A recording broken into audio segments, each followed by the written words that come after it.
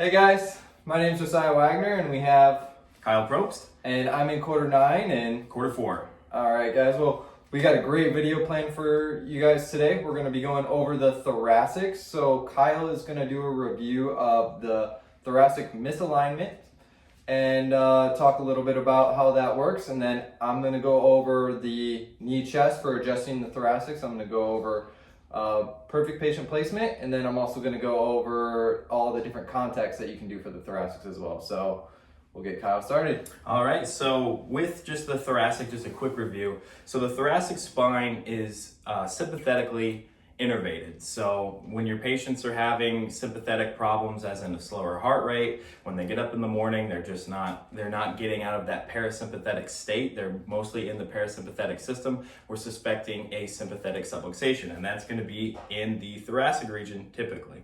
And so thoracic, as you know, goes from T1 to T12, and the direction of misalignment is always going to go posterior. And so when you're motion palpating and feeling for the lateral bending and the rotation of the thoracic spine, just the anatomy of the spinous process and the facets makes that a little bit difficult because they don't really rotate a ton and they don't really laterally bend.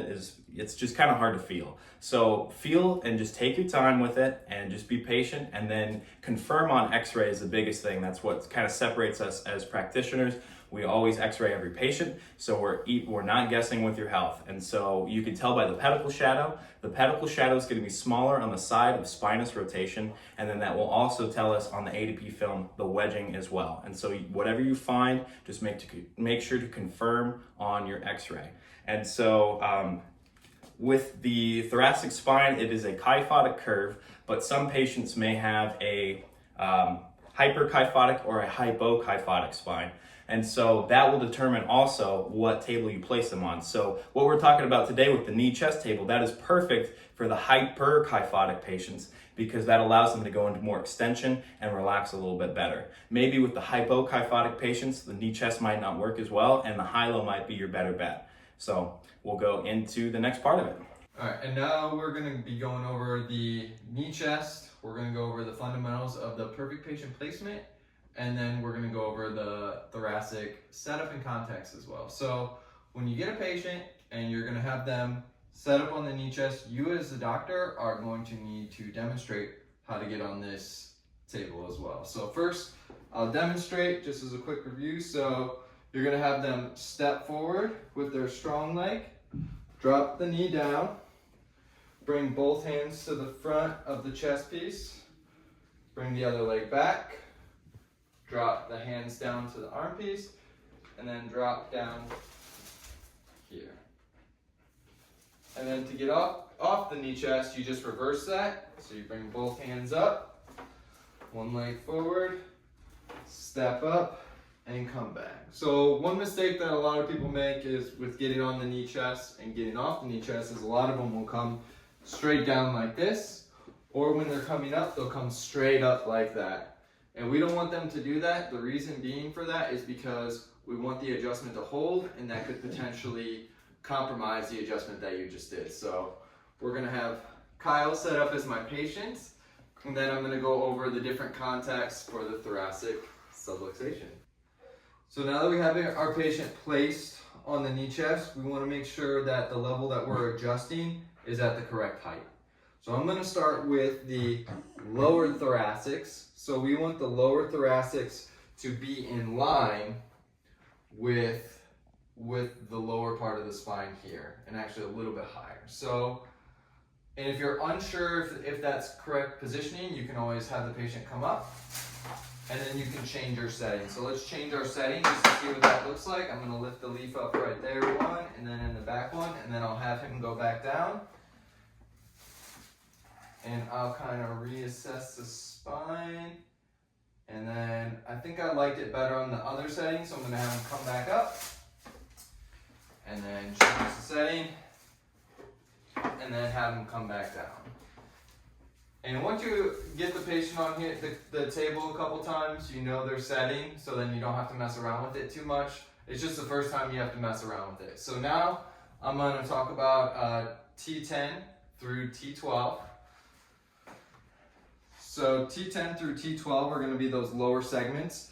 So first, let's go over single hand contact. So you're gonna use single hand contact, and we're gonna talk about contacting the spinous. So if he has a PLS, I wanna be on the side of spinous laterality. So I'm gonna be on his left side, and then I'm gonna make sure I count.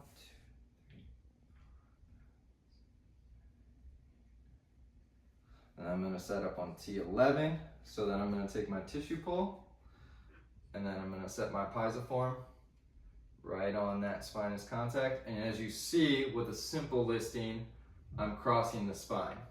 Now there's a couple different things that you can do with your stabilization hand. You can come here and put 2 knuckles here over your piezoform, 2 knuckles here, or you can put piezoform over piezoform. So that's all up to you. I like to do both knuckles here and then square up to the patient, because next you're gonna have the patient kind of breathe, make sure they relax their abdominal muscles, let the spine fall down, make sure they're relaxed, you're breathing them down, and then as he's breathing, I'm following his pulse, and I'm feeding down this way, but then I'm also lifting up this way as well too. So as he's breathing in, I'm feeding down to take out the slack, and then I'm also lifting up this way, and I'm square up, and then when I feel that I've taken that to the point of adjustment, I just drop my body a little bit and send it. Like that. It doesn't take much. So now if you have a transverse contact though, so if we have a PLI-T at T11, so I'm here at 11, what you'd actually to do to find that TP is come up to 10, and then you go across here to find that TP, because that's the TP of T11. Now I'm gonna do the reach across because that provides more stability for the patient. So I'm gonna use my inferior hand, take my tissue pull, put my piezoform on that TP, and I'm gonna actually come into the patient a little bit more with my body to stabilize them. And then what you're gonna have to do is you're gonna actually have to lean forward a little bit more, because you're gonna have to come back down this way a little bit medially, as well as superiorly and P to A. So I'm gonna do the same thing where I follow his breath, feeding into it, and I'm here forward, and I bring it back down this way. You can also do it where you contact the same side for the TP. So let's say this is a PRI-T at T11. So then I'd palpate T10, and then I would go laterally to that, and that's gonna be my TP at T11. Take my piezoform, and then my fingers are straight up and down the spine. So you can either use your superior hand or your inferior hand for that. For this one, I would recommend using the inferior hand so you can get that correct line of drive. Do the same thing. Feed in and set it. Now, the next contact that we're going to discuss in the lower thoracics is going to be the classic double thenar. So with the double thenar, you're going to stand on the side of body rotation. So if we have PRI-T, I'm going to stand on the left side at T11, and then again I'm going to come up to T10, go laterally, and then I'm going to take my thenars. So this is my contact hand, so I'm going to feed into that with my thenar, and then my thumb goes up the spine, and then my hands rest down his ribs. And then my stabilization hand comes in here to stabilize, thumb up the spine, hands on the side of the ribs. So now my shoulders are square up to the patient's shoulders. So a big mistake that people make with the double thenar is they thrust with both hands. Problem with that is you're actually going to make body rotation worse. This stabilization hand does not thrust at all. All your thrusting comes from your contact hand. So again, you're gonna follow the patient's breath, take out the slack, feed in P to A, I to S, and then you thrust just with your contact hand. Okay, and for the last contact for the lower thoracics, we're gonna do the double thumb move. So double thumb is when you're gonna contact the spinous. So let's say again, we got our T11, and then you can use either thumb first. It really doesn't matter whichever one for you. Just make sure you sign on the side of spinous laterality. So this is gonna be a PLS, so T11. So I'm gonna use this thumb as my main contact. So I'm gonna take my tissue pull here, place my thumb on the spinous process, lock my thumb in here on top, let my fingers rest down the thoracics. Then I square my shoulders up with his shoulders, and then I'm gonna follow his breath, make sure he's relaxed, and then I'm feeding down and up, and then I set it like that. And then next I'm gonna go into the mid-thoracics. All right, so next we're gonna go over the mid-thoracics. What I qualify as the mid-thoracics is gonna actually be T4 through T9. So this is actually an interesting area. So first thing that you wanna do is you wanna make sure that the mid-thoracics are higher than the lumbar. So I'm gonna have the patient come up real quick. Gonna adjust my leaf settings here. And then I'm gonna have the patient come back down. And now those mid-thoracics are higher than the lumbars. What that does is that allows that anterior expansion of the mid-thoracics. So the mid-thoracics, you have more of that kyphotic curve. So what it does is the knee chest, when it opens it up, it flattens it out, that kyphotic curve, and then it makes it so you can get more P to A. So you're primarily more P to A, you don't have to lift it as much there. So we're just gonna go over the single hand contact with that. So another thing is, especially between T6 to T9, you have imbrication. So that's where the spinous goes over the spinous below it. So the trick is, let's say if we're adjusting T7, so I'm touching the inferior tip of T7. So if I come in here, this is a PLS, and I set up my contact, and I come in here to adjust it, and I'm at that inferior tip, I'm actually gonna adjust the segment below. So what you need to do is you need to find that inferior tip of T7, come up, I feel that tip of T6, but I'm actually gonna be right below the inferior tip of T6. And that way you can actually adjust T7. So you do the same thing. The biggest thing here is you want to make sure that the patient's abdomen muscles are relaxed and that these paraspinal muscles are relaxed. Because if there is any tension here in the patient, any tension in the abdomen, you will feel that and you will not be able to get the vertebrae to go, and it's going to sting the patient, and then you're not going to get them on the knee chest again. So I'm on the upper part of T7 for a PLS, right below the spinous of T6. I'm gonna set up my single hand contact, so I'm crossing the spine. Episternal notch directly over where you're adjusting. And the biggest thing here is P to A. So as I'm asking him to breathe, I'm feeling to make sure he's relaxed. I'm feeding in P to A, and I'm lifting it a little bit superiorly. And then when I get him to tension, I'm right here squared up, drop my body a little bit, and going like that. Now if there's a wedging, for example with the PLS, I just torque it at the end like that. So same thing with all those mid-thoracics right there. Again, you can do the same thing with the double thenar, where you come in here, you stand on the side of body rotation.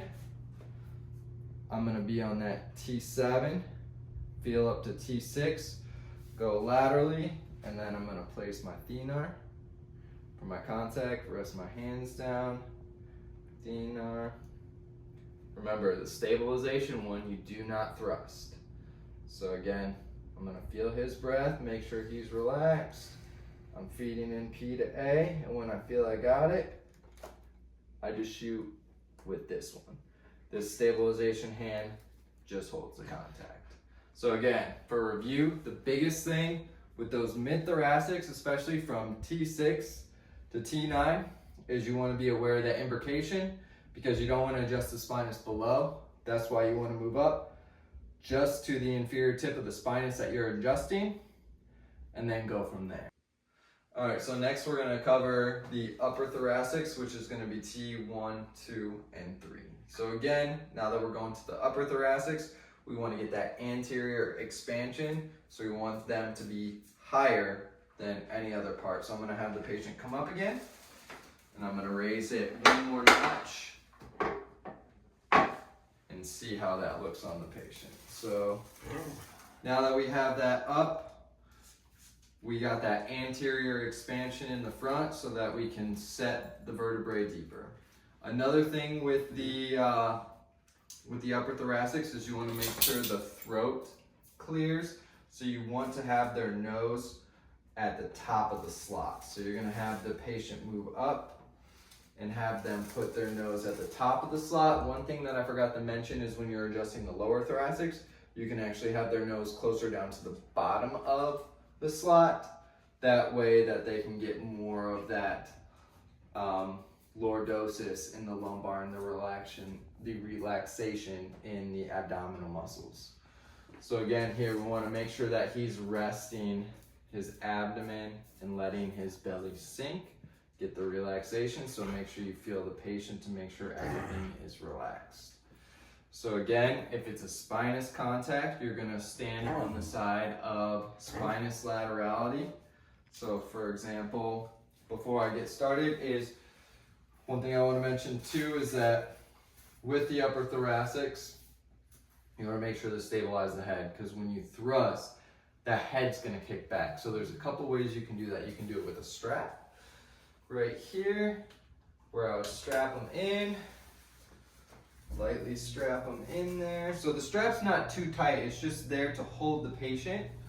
Or what you could do is, because I know a lot of times we don't have a strap at school, is you can ask a fellow patient to just place their hands here to hold that head for stabilization so you don't get the kick back. So now that we've covered the stabilization of that, I'm going to go to T3. Spinous contact, and again, we can use the superior hand. So I'm going to take my tissue pull, contact with my pisiform on that, set my knuckles right over that pisiform, follow the breath of the patient, make sure that they're relaxing, I'm feeding into it, and then you actually want to be a little bit superior because your thrust is actually a little bit inferior. So I'm here, I'm standing a little bit superior to the segment that I'm adjusting because I want to get that inferior thrust. Another way to get, if you have someone who is hyperkyphotic, you're going to have to get even more inferior. So let's say we'll go to T2, and this is a spinous contact. So I can use my inferior hand if that's more comfortable. That way I can get more of that inferior line of drive as I thrust into the patient. So either one is fine, superior, inferior is fine. You just have to find out what works for you and what works for the patient. Next thing, same thing again, if we got a complex listing, we need to adjust the TP, contact the TP. Again, I like to stand on the opposite side of body rotation and reach across. So again, you can contact that TP. So I'm going to go to 2, go over, and that's actually going to be the TP of T3. And then again, I can reach across, pisiform here, I can use my superior hand, or I can use my inferior hand, whichever one is more comfortable for you.